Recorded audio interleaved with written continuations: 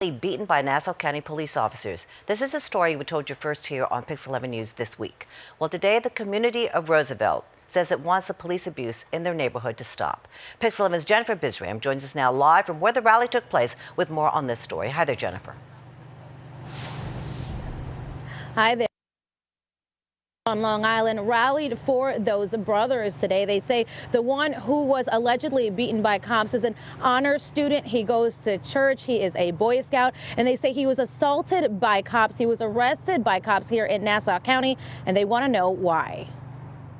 Stop police brutality in Roosevelt!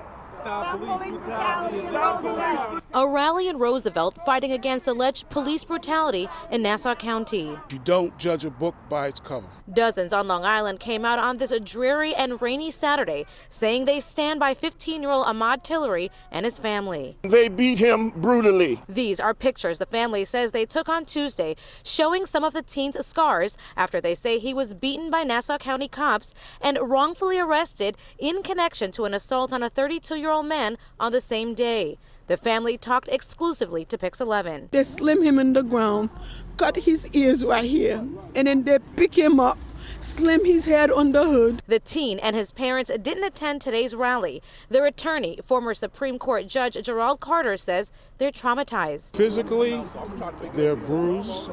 Mentally, they're strong. My job at this point is to make certain that his rights are protected and he's exonerated of whatever charges they decide to bring. The Tillery family says Ahmaud and his brother went to Reverend Arthur Mackey Sr. Park Tuesday afternoon, just down the block from where they live. When the teens didn't answer their phones, they used the tracker on their cell phones and found them at the precinct where they were being held. They say they were never contacted by anyone from the department. We have to just pray over the Tillery family right now. The Nassau County Police Department maintains excessive force was never used, and both teens and their mother signed a document saying they weren't harmed before they were released from police custody. The family says they feel Ahmaud and his brother were targeted because of the color of their skin. These boys are innocent.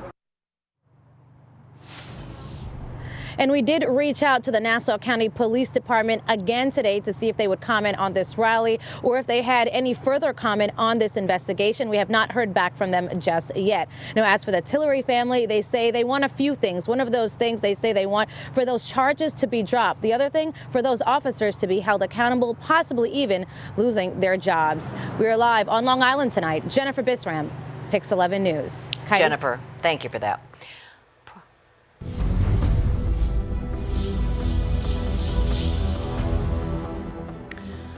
President Trump's legal team took to the Senate floor today to make their case that the president did nothing wrong. They moved quickly, laying the framework to dismiss the Democrats' allegations that the president obstructed justice and abused his power to get dirt on a political rival. Rob Hoyle is in the newsroom for us with the very latest on this story. Hi there, Rob. Hey, Katie. Yeah, the defense comes after Democrats spent almost 24 hours over 3 days laying out a detailed prosecution arguments they hope will sway some Republican senators in swing states to vote to hear from new witnesses and potentially for impeachment. But the president's defense team is looking to make the case for a swift trial and acquittal. You cannot simply decide this case in a vacuum. A new chapter of impeachment is underway as the Senate shifts its attention to President Donald Trump's defense.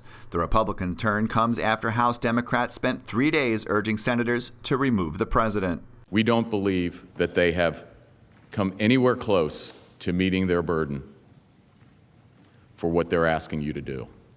In fact, we believe that when you hear the facts, you will find that the president did absolutely nothing wrong. The president's legal team intends to strip away charges the president abused his power and obstructed Congress. Accusations stemming from a 2019 phone call in which the president is accused of asking the president of Ukraine to launch investigations into a political rival. Democrats say Trump's request was a condition of release of military funding to Ukraine. The Democrats' allegation that the president engaged in a quid pro quo is unfounded and contrary to the facts. Long Island Congressman Lee Zeldin says during today's opening arguments, the president's legal team eviscerated everything Democrats have done over the past few days and nights. As we've been saying since the beginning of this process, Adam Schiff was aspiring to write the world's greatest parody. He was a fiction writer. He was relying on presumptions and assumptions and lies and hearsay, sometimes using fourth-hand hearsay. He's trying to connect different dots. They're not actually connected. Adam Schiff responded that the White House counsel didn't even try to defend the president's abuse of power. What was most striking to me about the president's presentation today is they don't contest the basic architecture of the scheme. They do not contest that the president solicited a foreign nation to interfere in our election, to help him cheat. Trump's legal team has 24 hours over several days to make their case, though the president's counsel says they'll prove his innocence with time to spare. We will finish efficiently and quickly so that we can all go have an election. Well, the Republicans certainly did move quickly today. They had all day to make their opening arguments. They did it in just 2 hours. They will present the rest of their defense on Monday and Tuesday. Reporting from the newsroom, Rob Hoyle, Pix 11 News. Katie? Rob, thank you. Stay with Pix 11 for coverage of the impeachment trial. You can watch it on our website, the Pix 11 app, and our Facebook page. We're also carrying it live on our news streaming channel, Pix 11 Plus. It's free, and you can find it on your favorite streaming devices, including Roku, Apple TV, Amazon Fire, and Android TV. Well, several veterans organizations are demanding an apology from President Trump for downplaying the injuries to troops in Iran. The calls for apology come after the president repeated his comments that the brain injuries suffered by the troops during an attack were not serious. 34 U.S. service members were diagnosed with concussions or traumatic brain injuries after their air base was attacked earlier this month in retaliation for the killing of Commander Soleimani. President Trump has twice referred to their condition as headaches and, quote, not very serious.